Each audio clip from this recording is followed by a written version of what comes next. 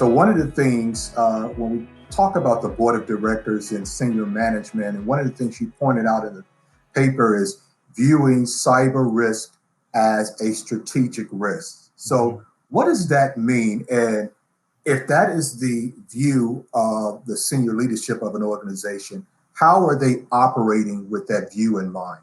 Yeah, this is absolutely critical. And I leveraged some of the ISACA journal work that I had done last year as well to talk about this in this white paper. And this is critical. You have to think about the cybersecurity frameworks that we're all familiar with.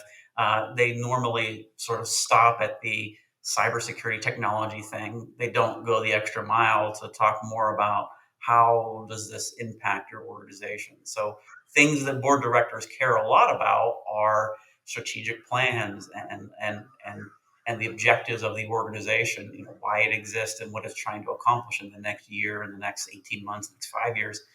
So finding ways to connect a cybersecurity story to the overarching story that your organizational leadership is telling is absolutely critical. If they're talking about increasing sales in the current geography this year, if they're talking about expanding into new product lines or acquiring companies or expanding into new geographies, it's absolutely critical to recast and rephrase the cybersecurity things that you care about. They're absolutely critical at the level that we're dealing with them at into these higher level conversations around, if we can't meet the goals and objectives of the organization, then we're going to fail in these strategic initiatives. And how might you do that?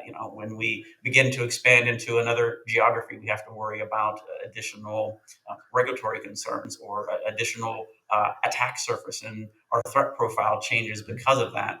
So we need to think about these things to be able to do that.